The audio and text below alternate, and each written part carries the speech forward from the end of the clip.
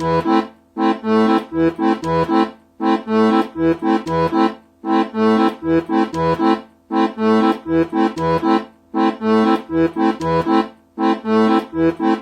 que veio primeiro na tua história profissional aí, a fotografia ou a consultoria de imagem? Primeiro veio a fotografia.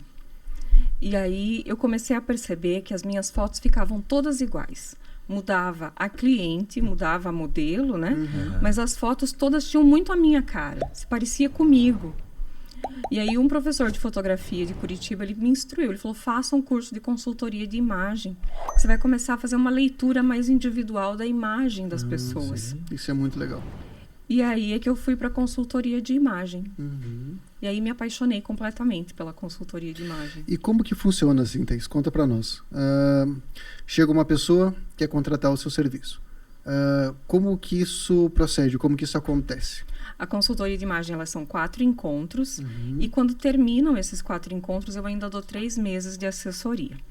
É um estudo individual, né? Porque eu preciso respeitar a realidade de cada pessoa, a rotina, a condição financeira. Existe uma ideia de que a consultoria de imagem vai jogar fora as tuas roupas e a gente vai numa loja comprar tudo novo. Não é assim. A gente vai fazer o melhor aproveitamento possível do que você tem e a partir desse momento você vai comprando, vai adquirindo coisas novas aos poucos, um passinho por dia. Certo. Então eu tenho muito esse cuidado, assim. No primeiro encontro eu faço uma entrevista, né, um estudo de anamnese, faço uma entrevista bem minuciosa para entender o que essa pessoa está buscando.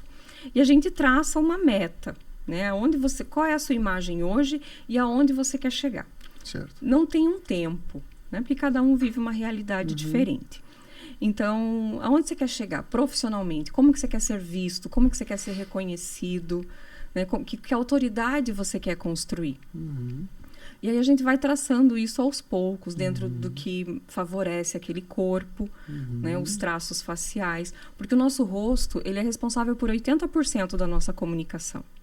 Então, uma consultoria de imagem que trata do pescoço para baixo não resolve. Né? Tem que ter todo um estudo da face, de entender o que valoriza, qual é o melhor cabelo, a cor do cabelo, os acessórios, no caso das mulheres. E você vai sugerindo tudo, no sentido de ou cortar o cabelo, ou pintar, ou o tipo de maquiagem. Maquiagem para levantar a pálpebra, né? E às vezes assim, é muito interessante, porque às vezes a mesma característica, ela tem efeito diferente, né? Tem mulheres que têm um nariz muito grande, por exemplo, e aquilo não é um problema para ela. Ela, inclusive, faz piada com aquilo. Eu vou roubar seu oxigênio. Né? Ela não tem problema com o nariz.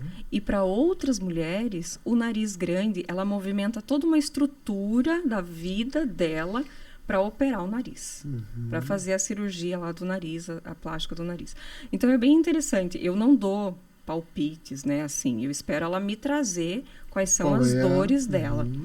E eu tenho muito esse cuidado, Érico, de que, assim, a consultoria tem coisas que a consultoria de imagem não trata. Né? Então, por exemplo, mulheres com depressão, com uma baixa autoestima, sabe? A consultoria não resolve esse tipo de situação. Eu não tenho essa capacidade, essa expertise, sabe? Não tenho esse conhecimento. Então, por exemplo, às vezes a mulher ela tem baixa autoestima, mas ela vive um relacionamento abusivo, o marido é debochado. A questão está em outro lugar. Né? Exatamente. Aí não adianta fazer consultoria, sabe? Sim. Então, eu sou muito honesta nesse ponto. E acho que esse é o grande diferencial. O trabalho em conjunto, ele acaba acontecendo, né? No sentido de...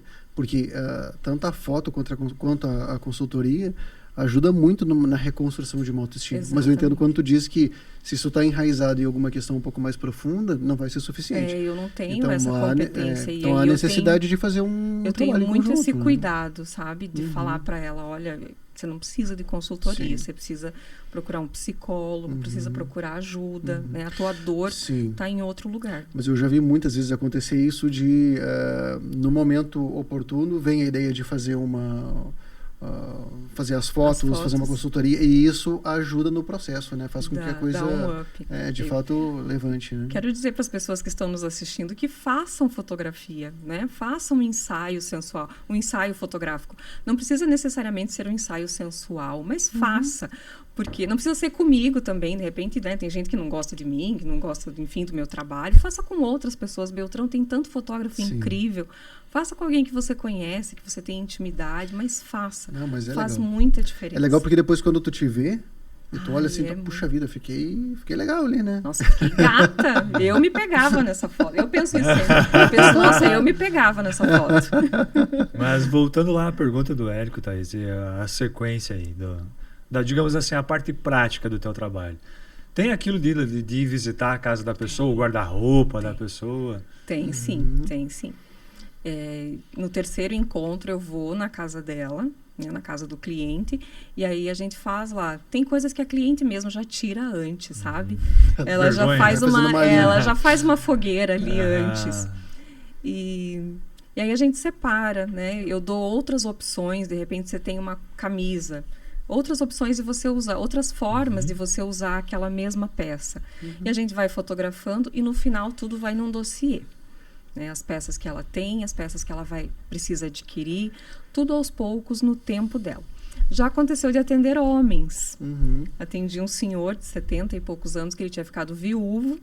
E aí, quando ele estava numa reunião de trabalho, disse que ele se olhou assim e falou: meu Deus, a minha roupa tá um farrapo. Meu Deus, o que está acontecendo comigo? E aí, a secretária dele que me indicou. E aí, a gente fez um trabalho, comprei roupas para ele. Ele falou assim para mim: você não vai mexer nas minhas camisetas do Grêmio.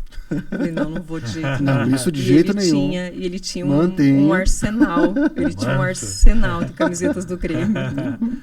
Que eu espero ele não tenha usado nessas reuniões. Né? Melhor evitar, pro né? trabalho, não, de jeito nenhum. Mas é interessantíssimo como nós, homens, a gente realmente não tem um tino para isso. Não, né? A gente não... É uma coisa assim que... Esses dias nós estávamos... Eu, minha esposa e minha filha, nós estávamos indo para casa dos meus sogros. E dentro do elevador ela me deu uma olhada assim e falou: tu só tá indo com essa roupa?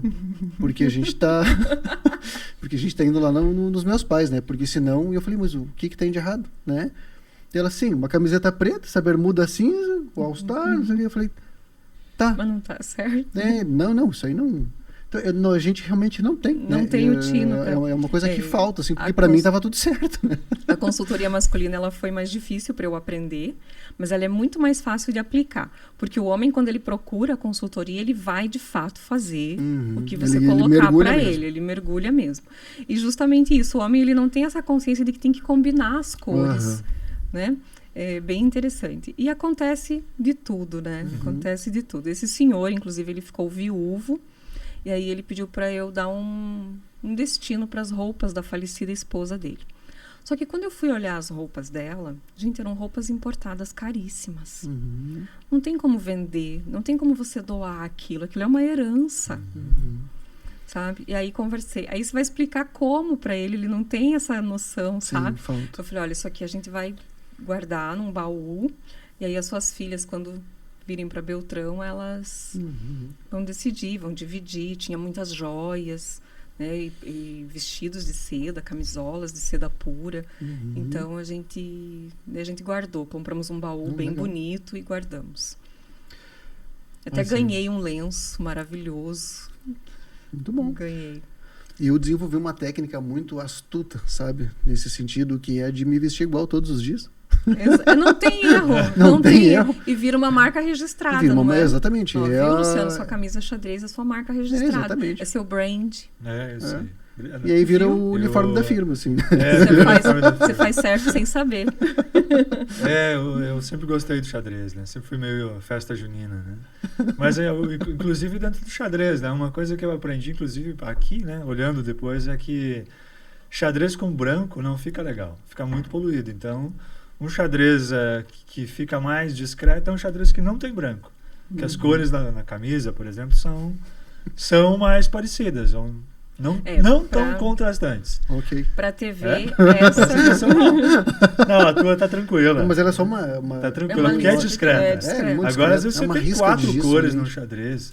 Esse xadrez aqui, por exemplo, pra TV não funciona, porque ele causa aquele efeito Aimora, que fala? Exato. Que ele fica movimentando. Sim. E é muito contrastante. Né? E ele é muito contrastante, inclusive. É branco para vermelho.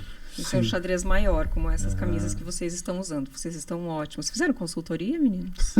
Estamos pensando em contratar um serviço aí. Acho digno. Talvez acho você bem possa nos digno. indicar alguém. Eu acho que ela pode dar um help aí.